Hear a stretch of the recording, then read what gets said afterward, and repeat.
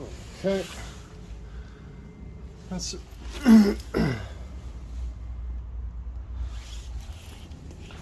good enough. Put that on the box.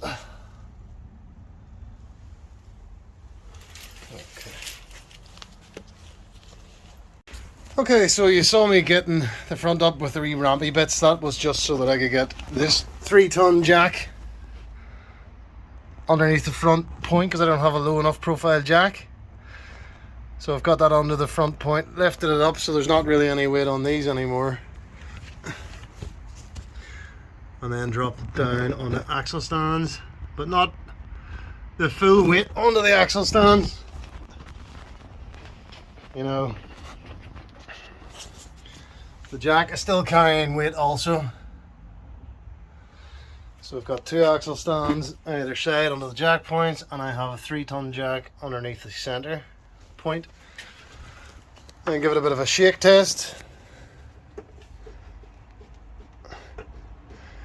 No movement at all. So even though the handbrake's on, I'll chock the back wheels with those 2 bricks as well before I go. So once I have the car safely up, I go underneath and have a look. So there's the jack point. There's the drain plug for the oil. There should be, I think there should be little hats there. Mine's missing. So also, that's the first time doing this car, so I think that's a 17mm, but I'm not sure. Just make sure, yeah, my bucket fits underneath in the right place. So I'll start by undoing that nut, taking it out and letting the oil drain into that bucket. Okay, I don't know if I'm going to be able to do this one-handed with a camera in my other hand, but you get the idea if I can't.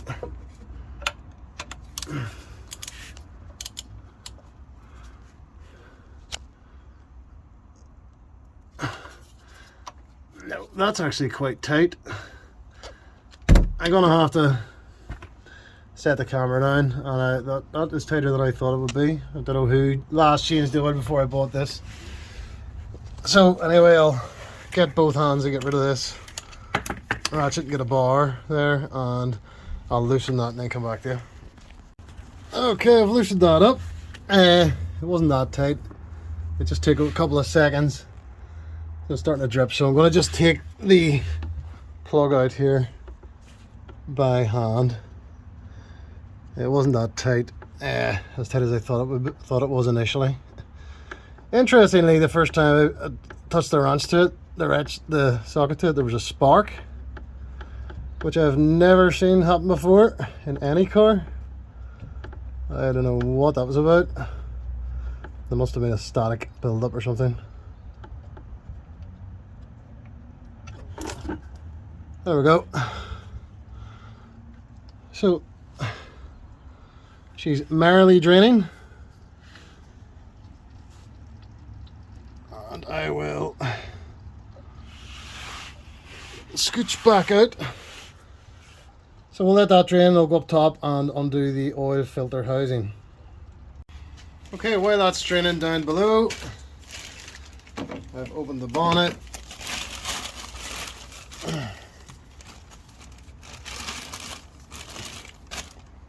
So the bonnet was already open. On my car, this is a 27mm for the oil filter housing.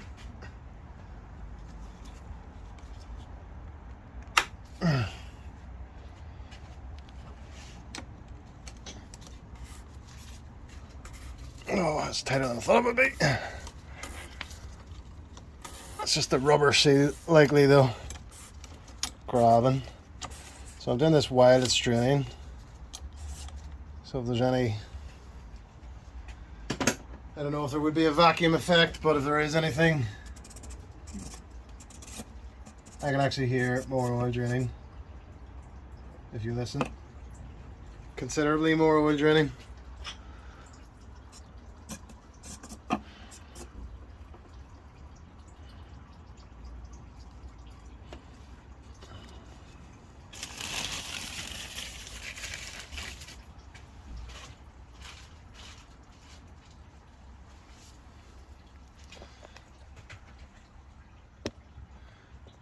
So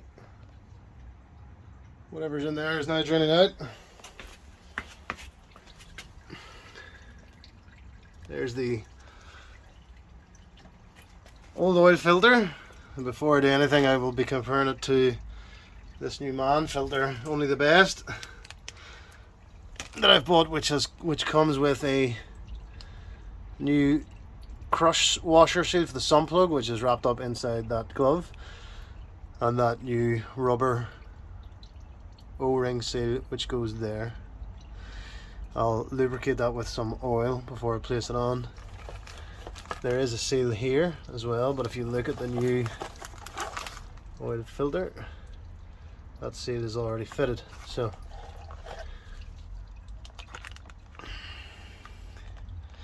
that's everything I need to proceed. As you notice, there's a bit sticking out the bottom of that filter. It's the same on my other car, my Audi. I actually usually locate that into the oil filter housing and then put the lid on the top, just to make sure I've got that wee hole in the right place, that wee nub in the right place. So I'm going to let the oil drain for another wee while here. It's warm, the engine's warm, so I'm hoping it'll all drain out. I'm also going to loosen the cap of the oil cover as well, so that's open there, and it's open down there as well, so hopefully whatever's in there can merrily drain. So I'll give that a wee while, let it drain before I start putting things back together and topping up the oil. So there is the sump plug that I've taken off. On initial look I thought that was damaged when it was attached to the car, but it's not, it's fine. So on initially looking, you can see that the crush washer came off with it. So whenever I am changing it around, there's the new crush washer. I'm going to remove that. Just check, yeah, it looks exactly the same as the one I took off.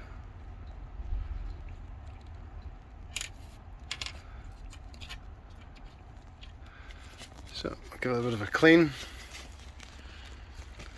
and I'll put the new crush washer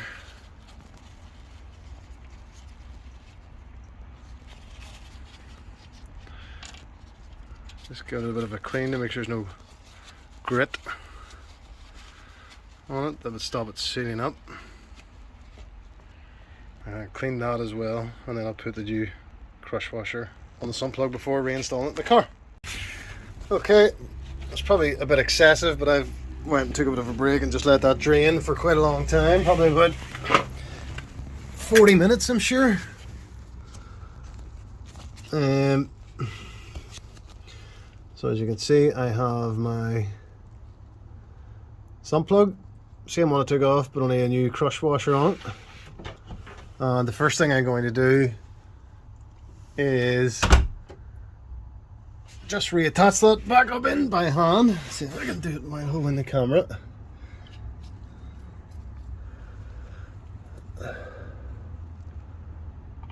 Okay. Just make sure the crush washer's on it.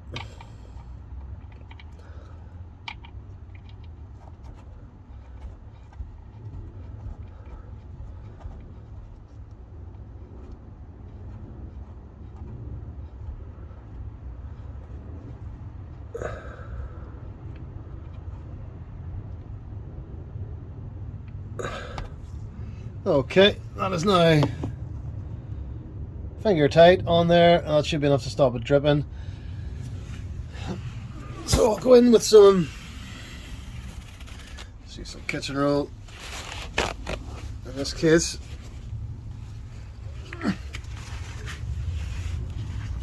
Give it a bit of a clean.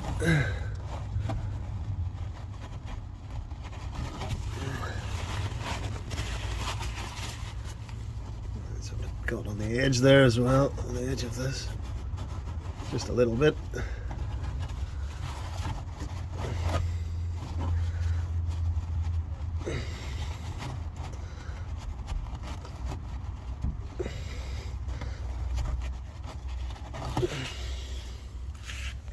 Let's see. Okay, it's fairly clean and it's on just hand tight. I'll actually probably clean it a bit more, maybe spray a bit of degreaser in there or something.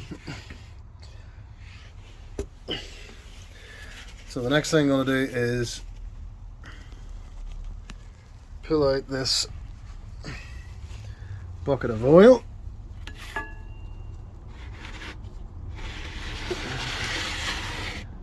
So that I can see exactly how much oil I got out of the car. Should be just under 5 litres because it was saying it needed oil.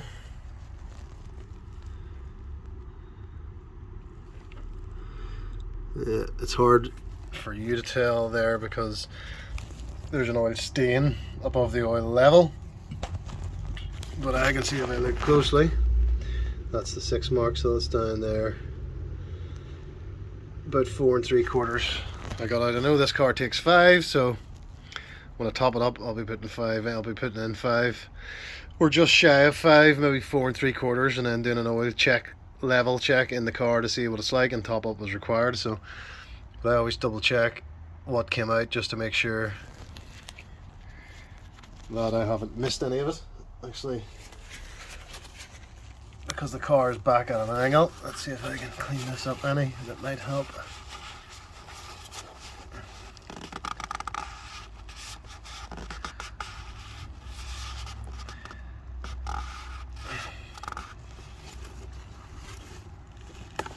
Let's see. It'd help for you guys to see what the level is.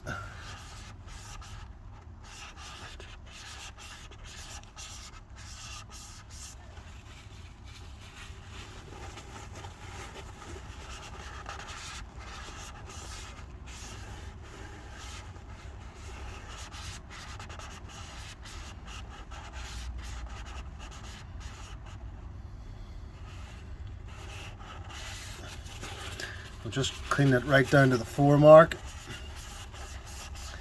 so that I can tilt this bucket back up and watch where it comes up to. You can see the 4 mark there, so 5 is right in the middle.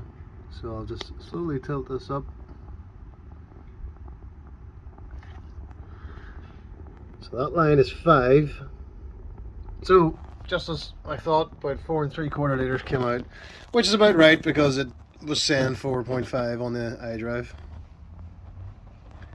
So next thing I'll refit the oil. Actually, the next thing I'll do is clean the sump plug and torque it up. Usually I don't bother torquing things, I just go to pretty tight, tight enough sort of idea, but I have this set to 23 Newton meters. I think from what I can tell it should be 25, so I'm just going just slightly shy of that, just to see how it feels first of all. So I'll not video going out in there clean that up or tightening that because it's very self-explanatory, but I'm going to go down and clean up a bit more underneath and then tighten it up and stick that on just to sort of check the torque. So the next thing I'll do is remove the old oil filter from the housing. It should just pull out. I just don't want to splash oil everywhere if I can avoid it. Yeah, that's it.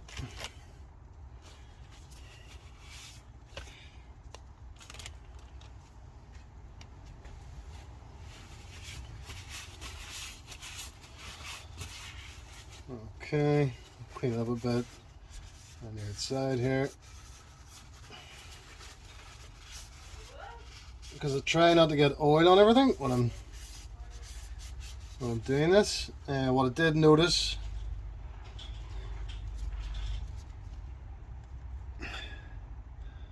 If you look closely on that, it's also 25 Newton meters. Oh, on the sump plug down below, by the way, once I got to 23 Newton meters and got a feel for how tight it was, I changed that to 25 and torqued it down, so using that torque wrench. So the sump plug is now at 25 Newton meters. Check it a few times just to be sure. It's not very tight, but it's obviously tight enough. So that's the new O-ring. What I'm going to do with that is go to my bucket of oil, which is just on the floor, dip that in and run some oil around it.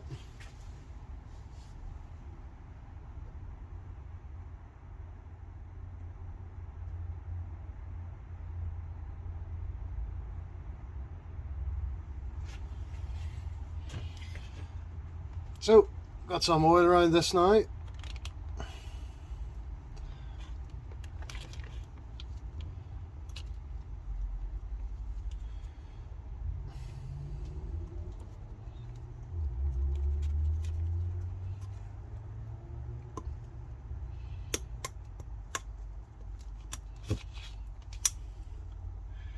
And then just run it down to the little groove that it sits in.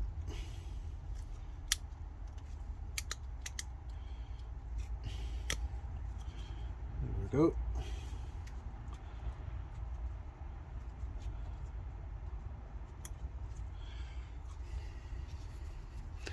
That's the new O-ring fitted to the new housing.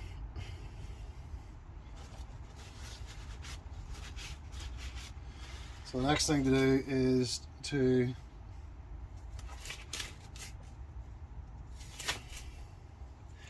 fit the new oil filter into the car. That's the way I'm going to do it. Where it goes, to make sure that little nibbon at the top is located properly. And then I'll set the lid down on the top of it. So I'll do that now. Okay, so I'm ready to fit the oil filter into the housing. Now this bit had me a bit stumped, but to figure it out safely, you see that line right down the middle there sticking out directly opposite the nubbin that sticks out. You can see it there. If you look into your filter housing, you will see that there's a gouge out of that center cap. Do you see that? And the rest of it's tilted. So the rest of it is like a circle. If you twist it out of direction, it'll get lower as you twist it until it finds that cutout. You can see it there. There's a cutout. And that line inside the circle, that plastic outcrop inside the circle, will slide right down into that line, which will make sure that this nubbin here goes into the hole there at the edge where it's supposed to. So I'll show you what I mean. If you just put that in there, that's not going to fit. So if I spin, it's getting higher, lower, lower, lower. There, it's in, you know. So that's how that lines up effectively. The dog hair floating in there. So that's how to line that up. I'm gonna have to, there, you can see it, that's fine. That won't spin anymore because the line is in that outcrop. So I'm gonna have to, I can't hold the camera and push this down in both hands because the car's still jacked up and it is quite a reach. But that's how I'm gonna line that up. I'll get that on, then I'll put the cap on. Okay. Tighten down to 25 Newton meters, which again is not very tight. Give it a good clean around there to make sure there's no oil. Or there's no, yeah, so whenever, after I do start the car and run it, I can examine there, and if there's any new oil there, then I know there's a leak. So I've done the same thing with the sump plug. So that is torqued down underneath in the sump plug is torqued down. Now all I have to do is put 4.5 litres of oil in here. Start the car, put it in the level, check the oil and top up as necessary. Okay, so this first bottle I'm going to put in here is only a 4 litre. So I can put the whole bottle in.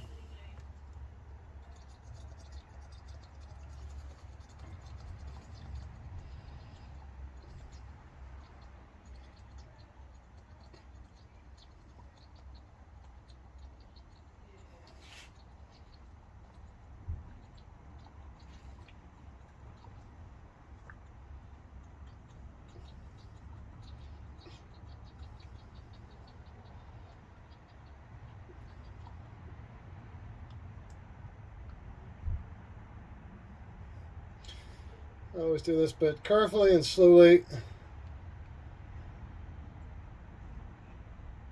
so as to not make a mess on the engine that you'll never be able to really properly clean up.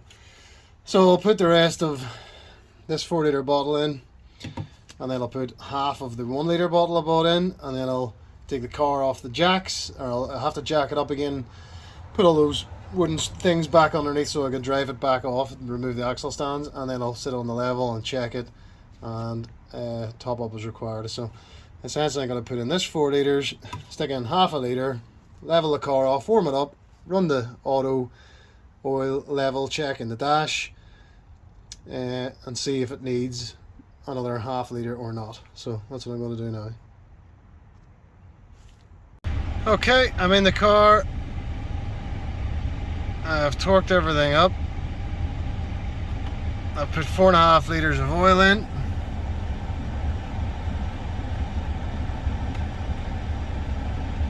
I've taken it for a drive to warm it up.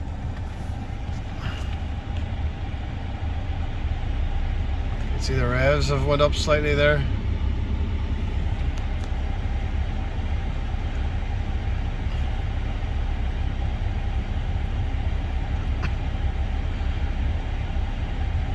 So on this occasion, I did another bit of measuring. I got exactly 4.5 litres out of this car, exactly. And actually the iDrive was telling me there was 4.5 litres in it, or certainly half a litre shy of full, which would be 4.5 litres in it when I was doing the measurement. So it'll be interesting to see what result comes up here, because I've put in exactly the same amount that I got out. I have another half litre sitting up there ready to go in if needs be. I think I probably will have to put it in, so just to bring it right up to full, but I didn't want to go with the full 5 right away in case I overfilled it, in case I somehow didn't get all the oil out. So I do it this way just to be sure. So let's see. Okay, so the iDrive is again telling me there is 4.5 litres of oil in the car. So just a note for me, that measurement tool in the iDrive seems to be bang on accurate, you know, totally and utterly accurate. So as far as I'm aware, the max and min is 1 litre difference between the two. So I am going to put half of a litre in, which should bring up the max, take it for another drive, check for leaks, see how we get on. So I'll do that now. So this is my remaining half litre of oil.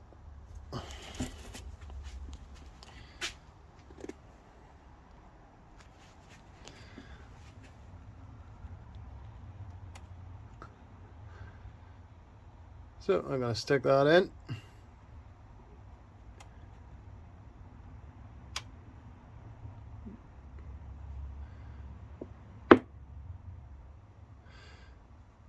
That should be her up to the full mark.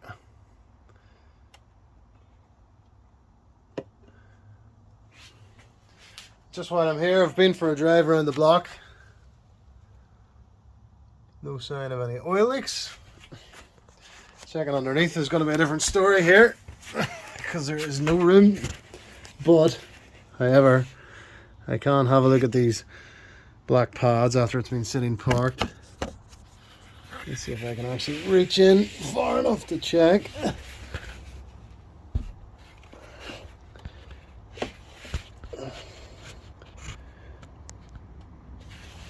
I actually can't reach in far enough to check properly, but there's no sign of leaks there either. And I'll probably put this on a stealthy stick or something and slide it all the way in and have a look. But I can check these mats where it sits anyway, monitor for leaks, so no sign of leaks there. That's the last half litre in. So we'll take it for a drive and do the measurement again. Okay, I've just driven into the garage again, back in here again, turn that off. I have topped up the oil by that other half of a litre.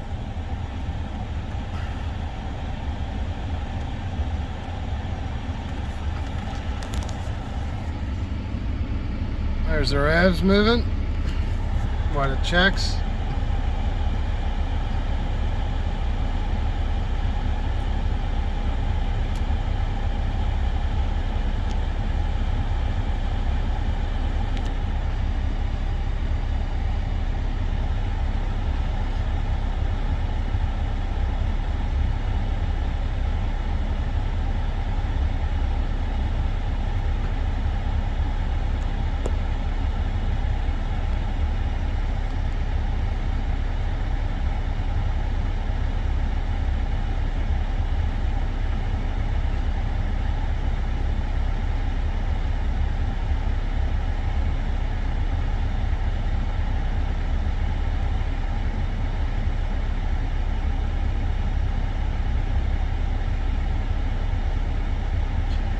Nearly there.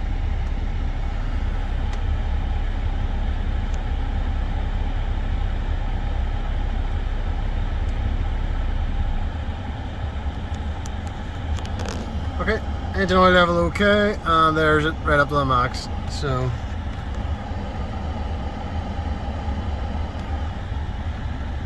I'm happy with that.